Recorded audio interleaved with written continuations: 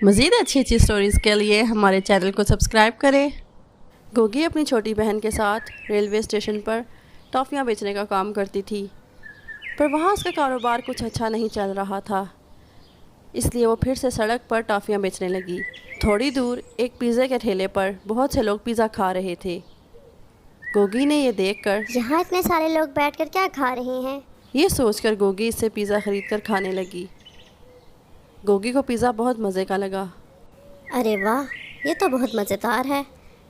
न जाने इसे कैसे बनाते हैं। ऐसा सोचते हुए अपनी बहन को भी खिलाते हुए वो वहाँ से चली जाती है। अगली सुबह छोटी बहन ने गोगी से खाना मांगा।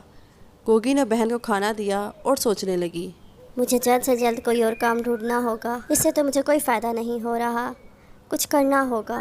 वो भी सोच ही रही थी कि इसे कल खाया हुआ पिज़्ज़ा याद आ गया।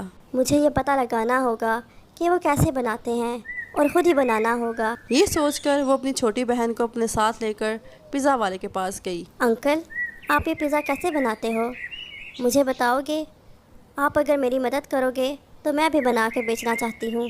गोगी के ऐसा कहने पर दुकानदार ने कहा, अच्छा, तो तुम मेरी बराबरी करना चाहती हो? सुबह सुबह दिमाग ख़राब करने आ जाती हो। इसने इसे डांट कर दूर जाने को कहा।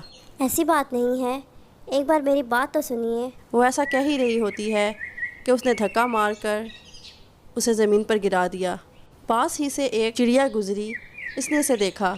अरे क्या हुआ बेटा, और आप इस तरह बच्चों को क्यों धकेल रहे हैं? इसके ऐसा पूछने पर दुकानदार ने सारी बात इसे सुना दी। आप भी हद करते हैं, ये अपना गुजारा करने के लिए ही आपसे मदद मांग रही है।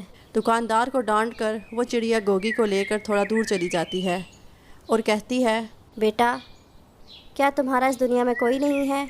और ये कौन है? ये मेरी छोटी बहन है और हमारे माँ बाप अब नहीं हैं। तब से हम दोनों रेलवे स्टेशन पर टॉफ़ियाँ बेचते हैं, लेकिन हमारा कारोबार सही से नहीं चल रहा। मेरी समझ में कुछ नहीं आ रहा। कल मैंने ये पिज़्ज़ा खाया, इसलिए पिज़्ज़ा बनाने का पूछ रही थी, इसलिए मुझे डांट रहे हैं। ये कहकर वो रोने लगी। ओहो बेटा, तुम चुप कर जाओ। ये लो मोबाइल, इसमें से तुम देख सकती हो कि पिज़्ज़ा कैसे बनाते हैं। तुम सीख लोगी और अपना पिज़्ज़ा बनाने का कारोबार शुरू कर लेना। गोगी ने इस चिड़िया के दिए हुए मोबाइल से पिज़्ज़ा बनाने का तरीका देखा और घर पर पिज़्ज़ा बनाने लगी। 4 मरतबा पिज़्ज़ा ठीक से नहीं बना, बहुत बेजायका बना, पर इसने हार ना मानी और कोशिश करती रही। 5वीं बार पिज़्ज़ा बहुत अच्छा बना। सुनो बहन, अब ये पिज़्ज़ा बहुत अच्छा बना है। अगर ये पिज़्ज़ा का काम चल गया तो हमारी ज़िंदगी संवर जाएगी।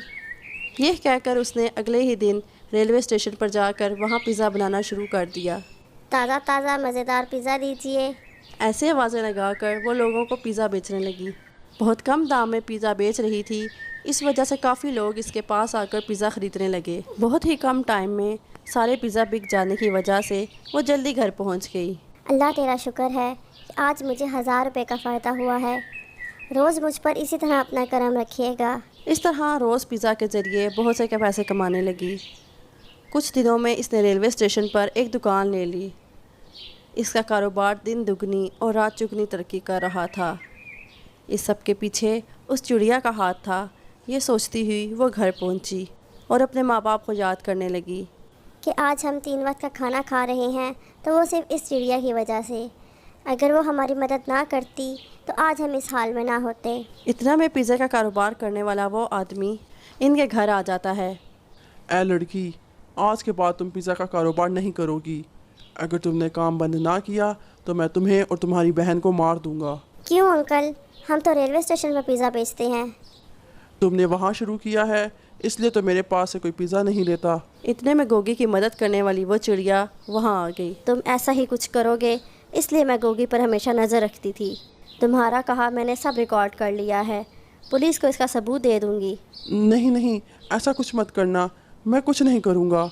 मैं जा रहा हूँ। ये सुनकर दुकानदार घबरा कर वहाँ से भाग गया। गोगी रोते हुए इस चिड़िया के गले लग गई। बेटा, तुम्हें घबराने की कोई ज़रूरत नहीं। तुम्हें जब भी ज़रूरत हो मैं यहीं पास में रहती हूँ और सब ठीक हो जाएगा। मैं चाहती हूँ तुम्हारा बहुत नाम हो। गोगी बहुत खुश हुई। जैसे कि इस चिड़िया ने कहा था कि गोगी का बहुत नाम हुआ और वो बहुत मशहूर हुई।